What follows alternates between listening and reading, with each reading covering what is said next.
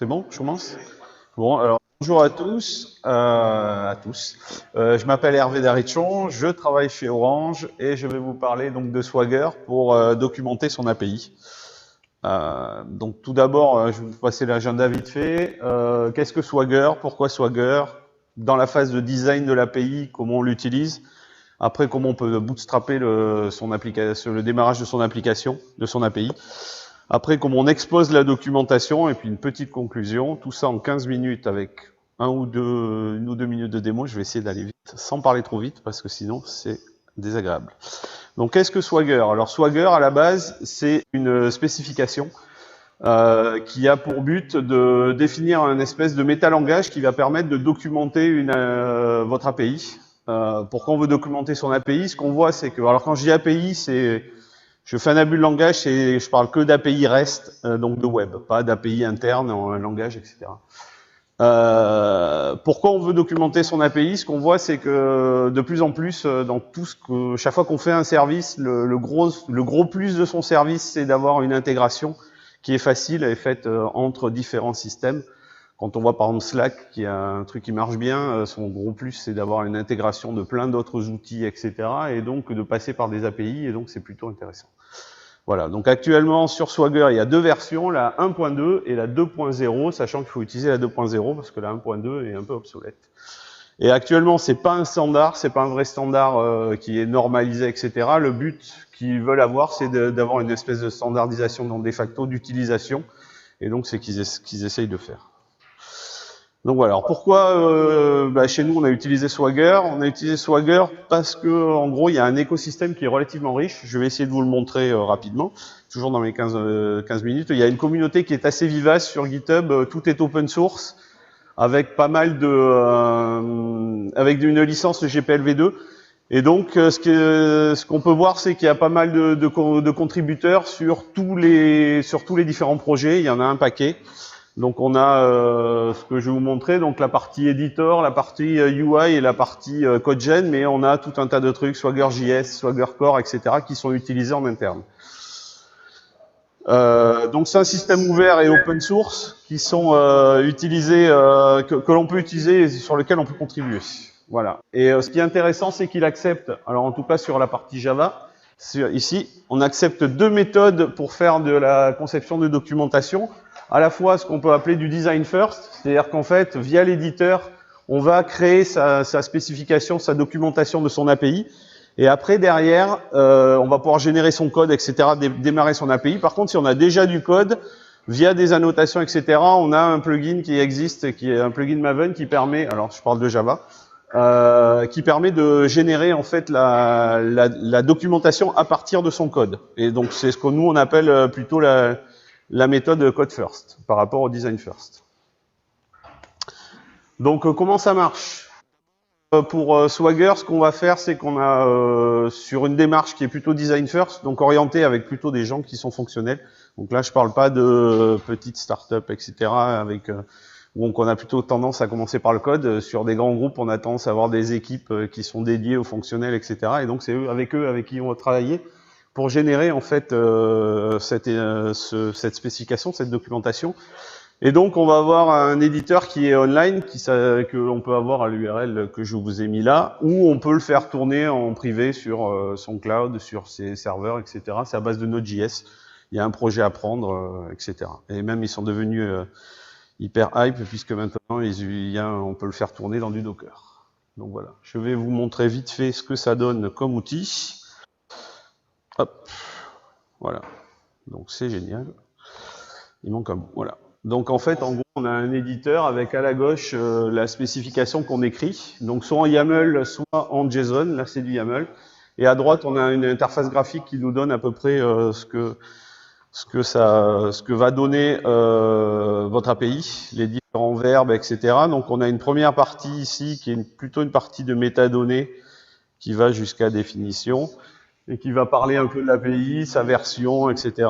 où on va pouvoir aller tester parce que ce que je vais vous montrer, c'est qu'on a la capacité à tout moment, si on a renseigné et si on a bien sûr une application qui tourne en bout, c'est qu'on a la capacité ici de tester les opérations en direct. Donc c'est-à-dire qu'on peut tester l'appel de son API et on obtient des réponses, etc. Donc on a une IHM qui est à la fois une partie designer et une partie visuelle. Et donc au fur et à mesure, c'est pris en temps réel si on regarde le ND du client qui est chez nous. Voilà, en direct la modification. Et donc on a un valideur en ligne, c'est-à-dire que si on commence à modifier des variables, si on commence à faire n'importe quoi, on a des erreurs de syntaxe avec un objet. Donc on peut facilement, enfin, il y a une petite prise en main quand même pour taper du YAML direct en ligne de commande, mais ça, quand on a un peu l'habitude, ça marche assez bien. Donc ça, c'est une fois qu'on a designé son API, qu'est-ce qu'on veut faire? On veut bootstrapper son application. Donc ce qu'on peut faire, c'est utiliser un autre outil qui s'appelle Swagger CodeGen, qui permet de générer du code à partir de sa spécification d'API. On a la capacité de générer son modèle, etc., et donc de générer ses endpoints et ses appels REST. Et donc, à partir de là, l'intérêt, c'est qu'il y a un générateur qui est relativement complet, qui permet de générer dans pas mal de langages.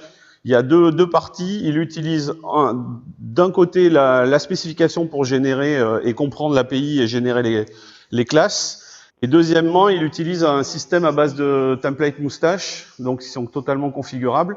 Et donc on peut adapter, nous on a nos propres templates en interne qui adaptent en fait à notre façon de développer en Java, parce qu'on fait du Java, mais on peut avoir la même chose en PHP, en Node.js, etc. Et donc chaque entreprise peut développer ses propres templates. Il y a trois façons de l'appeler.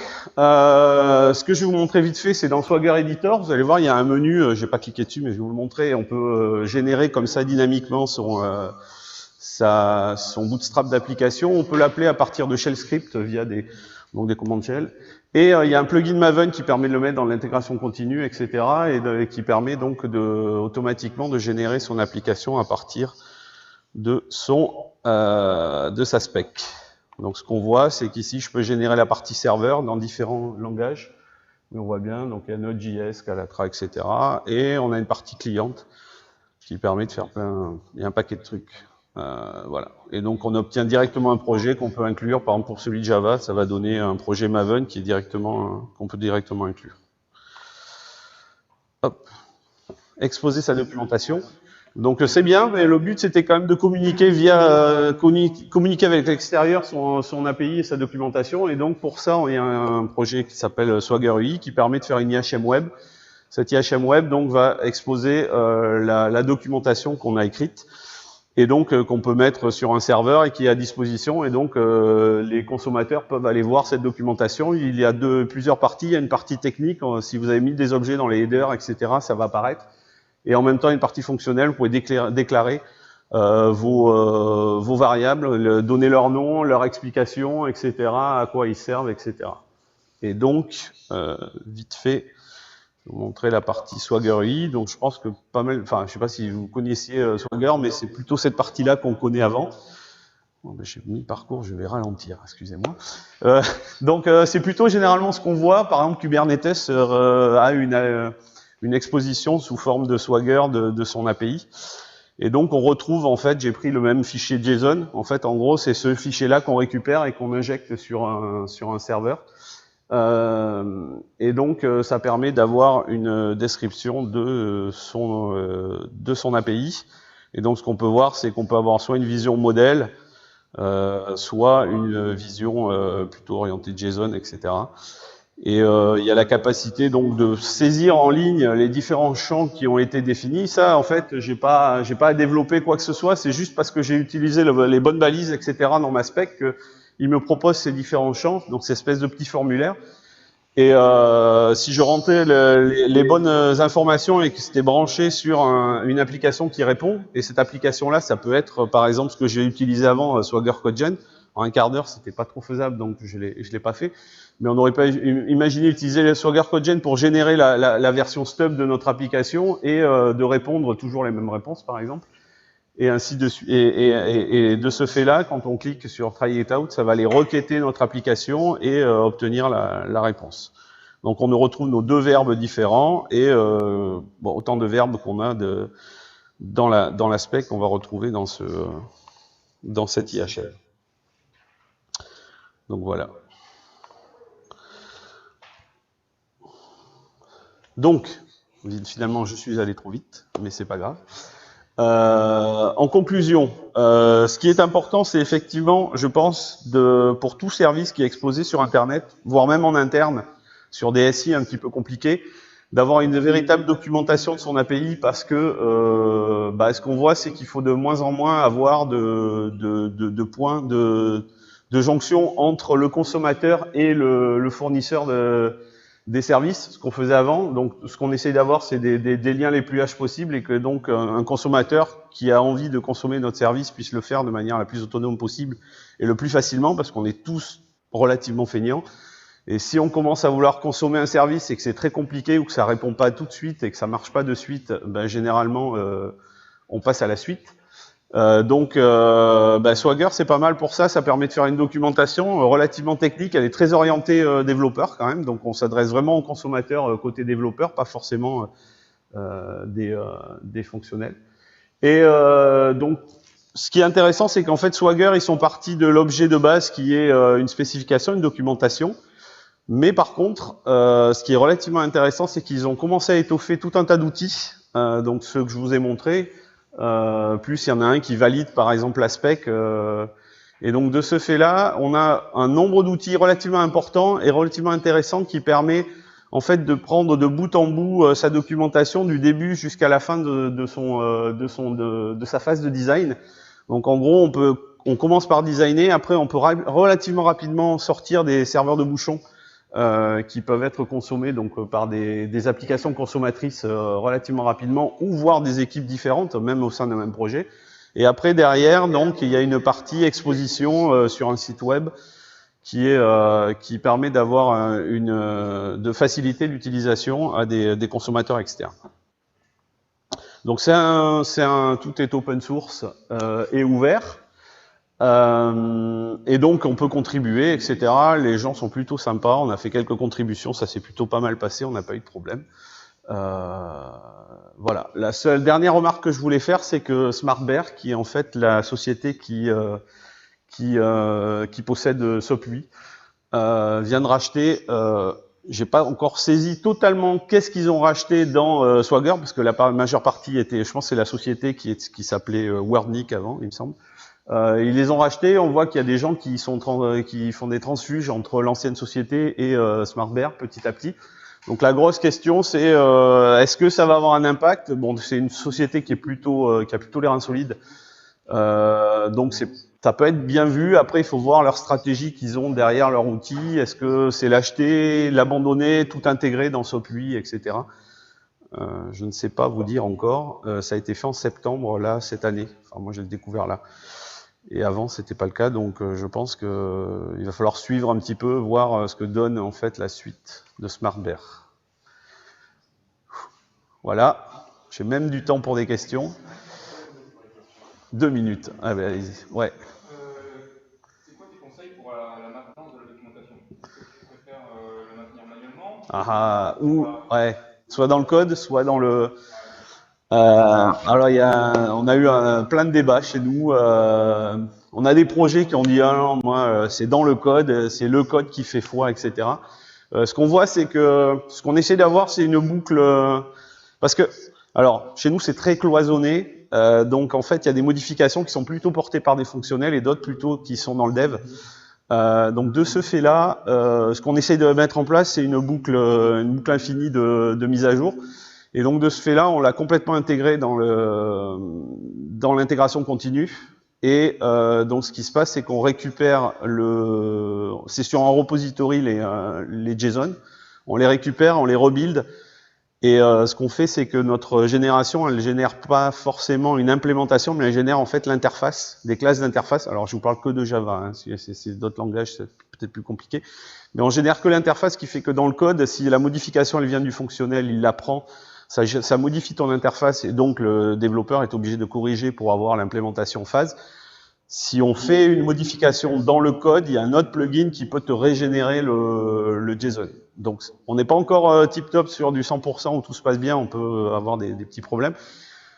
Mais je pense que le point fort, c'est ça, c'est cette espèce de boucle sans fin qui permet à la fois d'injecter des modifications venant du fonctionnel, parce que des fois, la documentation, un développeur, enfin moi je suis développeur, on n'est pas toujours super bon sur la documentation. Des fois, on est un peu, on n'est pas très verbeux, quoi. Et donc, c'est plutôt pas mal d'avoir aussi les fonctionnels qui le font. Le seul point difficile, que moi je trouve désagréable pour l'instant, c'est ça. C'est qu'actuellement, dans tous les cas, ça reste une appli web, qu'elle soit hébergée sur ton cloud chez toi, sur ton serveur propre, sur ton poste ou en ligne sur Internet. Tu n'as pas de lien direct avec ta gestion de conf. Et ce que j'aimerais, moi, c'est qu'il y ait un plugin en fait, genre, je sais pas moi, Sublime Text ou autre, qui te permette de faire la même chose, mais dans un éditeur de texte avec un vrai fichier derrière et qui te permette d'être directement branché avec ton guide sur ta gestion de conf. J'ai plus de temps. Voilà. Si vous avez des questions, je peux la prendre.